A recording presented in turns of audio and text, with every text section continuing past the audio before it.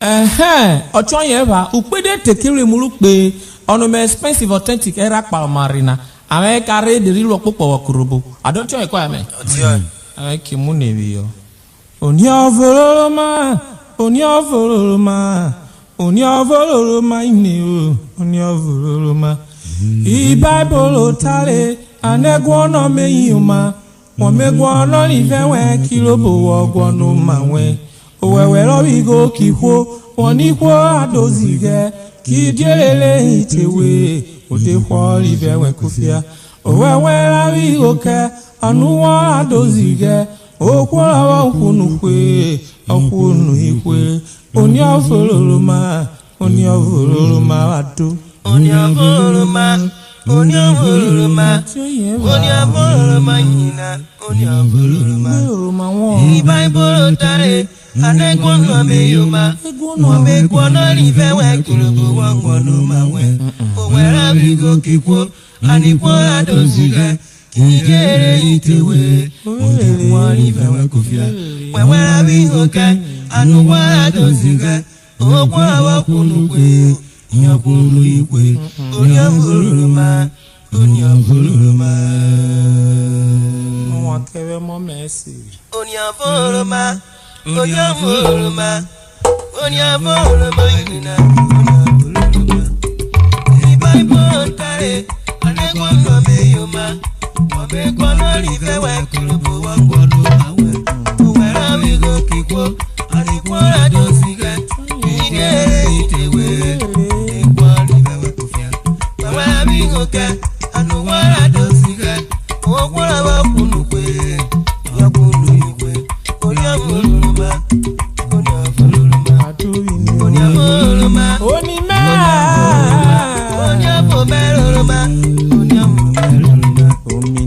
Bible tare anegwono meyuma fewe kilobo wangwono mawe owera bigo kikwo anikwo adosiga kijere itewe odekwo rivewe kufia wewera bigo ke anuwara adosiga okwara bakunukwe yakunu ikwe Oniovo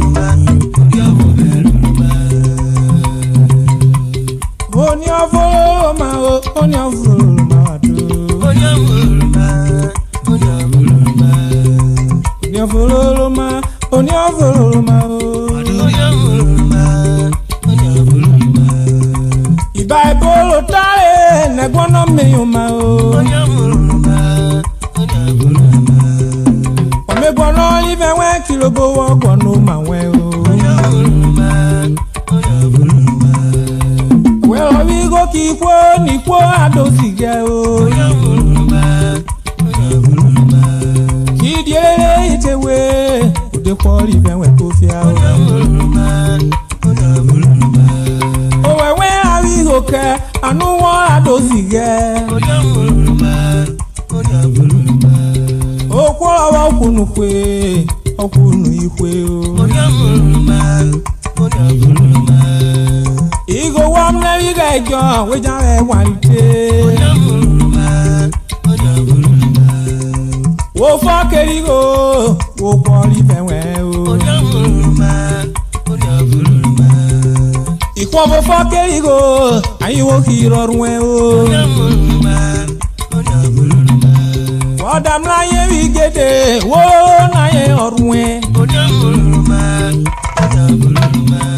Mayo kide kono obore we ayisa o Iblijilo tokutu o boye koya dam la ye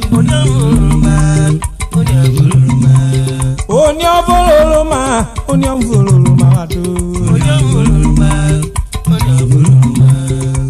Wọ́n wá gbé àrífẹ́ o àwọn oyún àríkò kó máa o wọ́n oyún àríkò kó máa àdàkó sákò àwọn o òkòkò yẹ́yú tẹ́ ọ̀yọ́ òun èyí fi ẹ̀pọ̀ o òwe lọ́la pọ̀ wọ́n dalẹ̀ ipò wọ̀n wíyà o Igo dete wapono before ipò ọ̀kẹ́ o kerigo wo kwali ve o igo wamle la wi go ejo ijawe wanti o robo wa kero me na ku gbayalera o ona ku gbayalera o ai mara to apo wi o ai wo to apo wi na apo na ko bayan wenu he ai bonigo aye kwani go na jigo na banya kai jo ibo never mind ano kide jogene ka press line adavo kodelo when you go kwan yo avocado aneje pafio tore ton kai tori shobe aye kai ko malikere aye won ya jere ana gwonu no afio to eva aye wo veria o aye damle povo kai mle povo le sene Ghana must go aye wo tetin kaya we kuri horode efurika no must go no problem kai tari chu ai ni vie furo o boliveti e kigo kai yo wa agogo aye wa gogo na o ma ko veraye opa kokotari ane wanye nu we kokojo ala kere garigo na eje kunwe ala ri emu opa kokota eneje jo tete na kunwe de memura dibu kwada garigo na kai jo tete na unwe no gbeto ora demure etina yeme wadari igolu wo mena o igolu wo mena bigo ejo we jawe wanti ugbe yari rabana ikwebe we won funa o oriwo toke irigo no ai da bere we o oro tete na won yanu o pa ko so papona ane o tete na yanu ona igo na poku beda wagalo ada waje ke egwe yoma o pa ko save ani yolo nwe na gba leke vovo na ka ani e bunwi ne obuya ai da gwa juro anoda gware agwa tin yo kwese no fofu vovo garigo na oro tetere won ya gede yoro kora ko yenwe ano yeji da to bode mu na e da de ma de gwe tu apia pia e fo ei veje ko de gwebu oyon vo keke mi go na boje fenu ro amona wo de mo e o de patra pia o o de patra pia e fure mu na o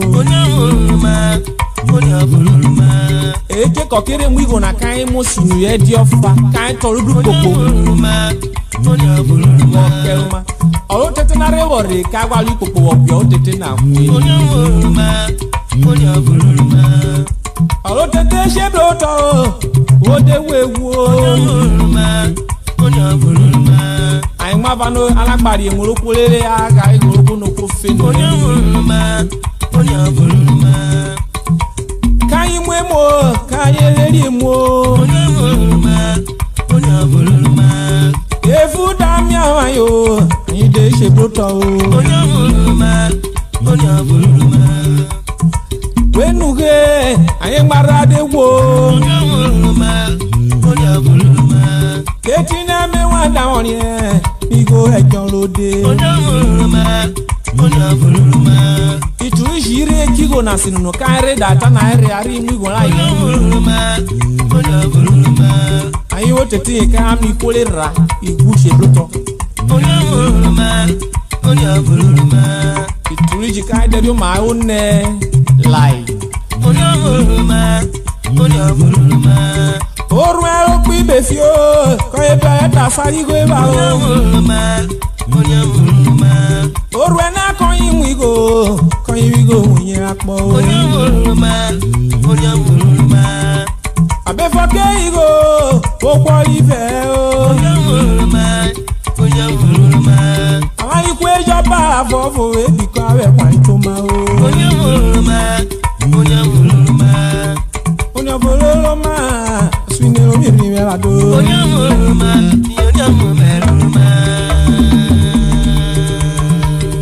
Eva choir. Oniovo Komegwa. Barrister Joshua Atipapa. AKA Omoni Abusheri. Personal assistant to the governor. Osemiyeruwe Wakobiro. Awodu Wakebe Okwe. Enenuwala. Ajere no na sevo we Kobiro Bolwolulu. Ogene chakparowe. Keda obi obobi yeje. Oyo wakala. Odeli Jesu. Ise. Yata now, Mr. Sunday of Otoku. MD Lord Viant Hotel. Ogara. Melo kwesi wenyeluwe. We Kobiro Bolwolo koke. Ije pe omi egwa. Ese na Emmanuel Itiro.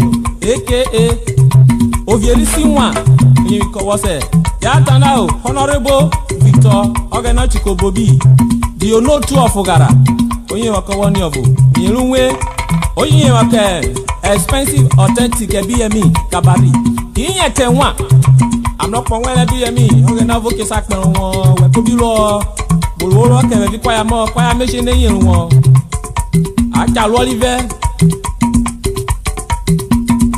ya tanao Ekalu woli woke jebe na ojebe. Ekalu woli woke jebe na ojebe. Wo se woni down se veju iwe. Wo se oji na oji wo se veju rawe. Ekalu woli woke jebe na ojebe. Ekalu woli woke jebe na jebe. Ekalu woli woke jebe na jebe. Wo se woni down se veju iwe. Wo se oji na oji wo se veju iwe. Ekalu woli woke jebe na jebe. Omini. Ekalu woli woke jebe na jebe. Ekalu woli na woke jebe na jebe. Wo se woni down se veju iwe. Wo se oji na oji wo se veju iwe. Ekalu woli woke jebe na jebe. Ekalu woli woke jebe na jebe. Ekalu woli woke jebe na jebe. Wose wale na wose vefu wenda. Wose waji na waji wose vefu we. Ekalu wali woke jina. Ogenovo kono ye kakaro mariro. Ogenovo kono ye kakaro mawimeno. Ogenovo kono ye kakaro mariro. Omini. Ogenovo kono ye kakaro mariro. Wo se woni da na ji werewe. Ogenovo kono ye kakaro mariro. Wo se oji wo se veji werewe. Ogenovo kono ye kakaro mariro. Wenu he wo kleno we.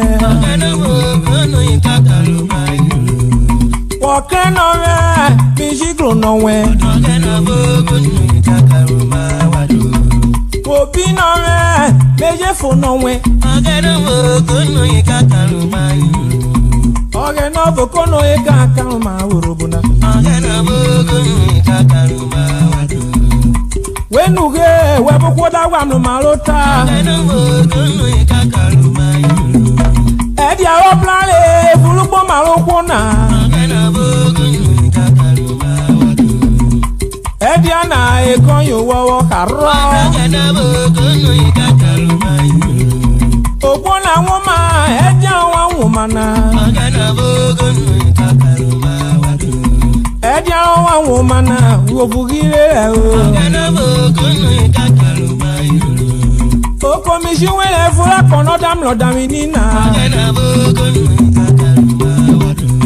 Ori wo fle e koyin wo wani. Magana bogo no kakaruma yulu. Mission we ni e re ron. Magana bogo no kakaruma wadu. Ogena boko no ye kakaruma o. Oroke magana bogo no kakaruma yulu. Wenuge akona le yen na o. Magana bogo no kakaruma wadu.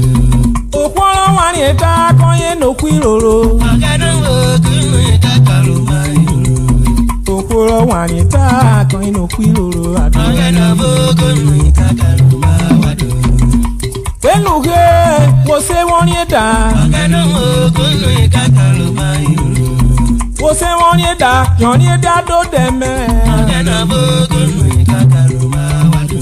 Eke vovo era akere yon la weri ari. Magana bogo no kakaruma yulu. Oni eta lu wo se na oni eta na je yo mawe. Magana bogo no kakaruma wadu. Chelene.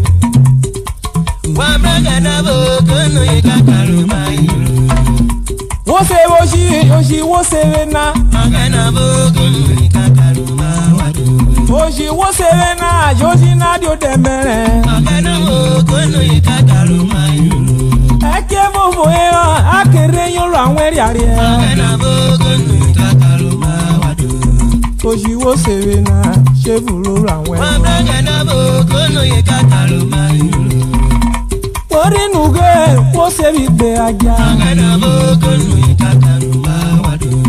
Shigbe aja wo se na won dio demere. Magana bogo no kakaruma yulu. Wenuge akere yari ari. Magana bogo no kakaruma wadu. Akere yari ari. Evulo la we. Magana bogo no kakaruma yulu. Jalu wo se na chevulu la we o. Magana bogo no kakaruma wadu. Ogena boko no ye kakaruma o ninu. Magana bogo no kakaruma yulu. Magana bogo no kakaruma wadu. Hey, ose Victor Abigo. Isikuru, oyin na Magana powo. bogo Baye no won. kakaruma yulu. Oniri Teresa. Oyin mi kowe. Mami yo. Magana bogo no kakaruma wadu. Arwe wewa, arwe kwa juju. Magana bogo no kakaruma yulu. Doni mo jongo. Magana bogo no kakaruma wadu. Urhobo wa ke rame, oriame nu robo. Magana bogo no kakaruma yulu. Oriame nu robo. Teri toke nana o. Magana bogo no kakaruma wadu. Trovo dawe jowo. Aye safagba. Magana bogo no kakaruma yulu. Oka omo ti oye. Oni oguru na. Magana bogo no kakaruma wadu. Wọ́n kárí òun ẹ̀yin ó pé rẹ̀ dèrà ọ̀gbà dèrà àgbà yàn fún. Magana bogo no kakaruma yulu. Mímu ìmú kẹ́ ọ̀lẹ̀ tọ́jà mílẹ̀ fùgé. Magana bogo no kakaruma wadu. Ọdún nìyẹn yóò wọ̀n ẹ̀yin pọ̀ yẹn dèrà aṣọ́wó rẹ̀. Magana bogo no kakaruma wakona. Bárò màá wò wọ́n ẹ̀ dìvọ̀ fà wò pé. Magana bogo no kakaruma wadu. Tọ́jà mílẹ̀ fùgé. Magana bogo no kakaruma yulu. Kódé tí wọ́n bẹ yà mí kẹ́da kọ́ka múraná. Magana bogo no kakaruma wadu. Àṣàrò dámà náà yẹ kọ́kàrí ò bọ̀wọ̀ gbọ́nú wẹ́. Magana bogo no kakaruma yulu. Báyìí ò bọ̀wọ̀ kẹ́ báyìí ò bọ̀rọ̀ na. Magana bogo no kakaruma wadu. Òbí ò tè fún lọ ó ní irú wíyẹ́rẹ́. Magana bogo no kakaruma yulu. Báyìí ọ̀wọ̀ tè fi hàn yìí owó tùgbùnù rán ó ní irọ́ èdè Magana ọ̀kẹ́. bogo no kakaruma wadu. Bábẹ̀rì yóò bọ̀ náà wọ́wọ́ tàgàdá ó ní oyè ẹ̀ Magana bogo no kakaruma yulu. gbẹ̀ngbè fún na gbẹ̀ngbò bọ̀ náà bí ọ̀làwọ̀ ẹ̀rọ yìí. Magana bogo no kakaruma wadu. Ó pògó ó sì àbọ̀ náà yóò tọ̀ wùrọ̀ yọ̀. Magana bogo no kakaruma yulu. ọmọ náà kárí ẹ̀ ló ní ọ̀gẹ̀ràn yé. ọ̀gẹ̀dàbọ̀ kò ní kàkàrù máa wá dùn. tó ní ọ̀gẹ̀ràn yé lówù nù rẹ o. ọ̀gẹ̀dàbọ̀ kò ní kàkàrù máa yòrò. jọ́ni mo asunirú rere rẹ̀. ọ̀gẹ̀dàbọ̀ kò ní kàkàrù máa yòrò. ẹjọ́ jẹ́ kọ̀ọ̀kan ó kúrò.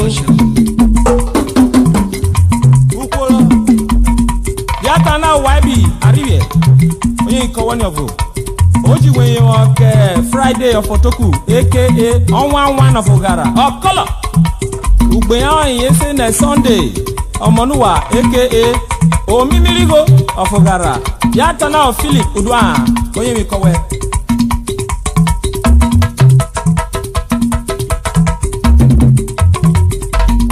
omini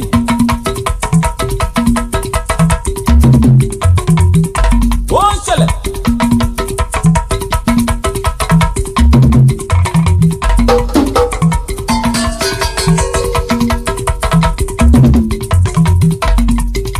ọ̀wẹ́ gbá onílẹ̀ vóòtù ẹ̀ẹ́dì